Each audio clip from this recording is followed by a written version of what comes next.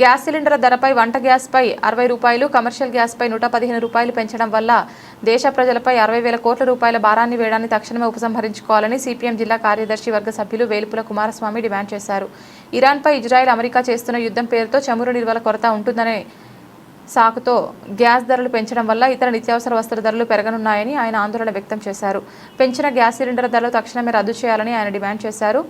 CPM Godavarikhani పట్టణ committee ఆధ్వర్యంలో main చౌరస్తాలో నేడు ప్లకార్డులతో నిరసన కార్యక్రమం చేపట్టడం జరిగింది.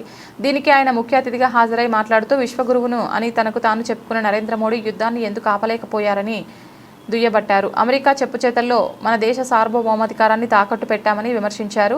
ఈ కార్యక్రమంలో సిపిఎం పార్టీ నాయకులు నేరవట్ల నరసయ్య, పరశురాములు, రంగన్న, తిరుపతి రాజన్న, రాంబాబు, సమీర్ తదితరులు పాల్గొన్నారు.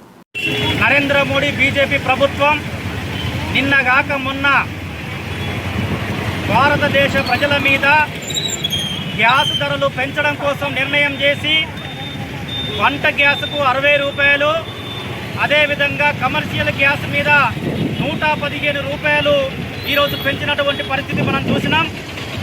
ఇప్పటికే అనేక రకాల సమస్యలతోని, చాలని వేతనాలతోని ఇక్కడ ఉన్నటువంటి ప్రజలు తీవ్రమైన ఇబ్బందులు ఎదుర్కొంటున్నటువంటి ఈ సమయంలో అధిక భారాలను మోపుతూ ఈరోజు సంపన్నులకు దోచిపెట్టేటువంటి విధంగా ఈ నరేంద్ర మోడీ ప్రభుత్వం పనిచేస్తుంది.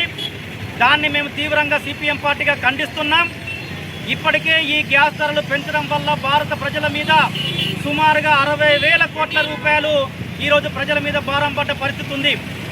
ఈ ధరలు ఎందుకు పెంచినామని చెప్పేసి అడిగితే ఈరోజు అమెరికా, ఇజ్రాయెల్ 2 దేశాలు కలిసి ఇరాన్ మీద దాడి చేస్తున్నటువంటి సందర్భంలో చమురు నిల్వలు ఇక్కడికి రావడం తగ్గిపోయిందని చెప్పేసి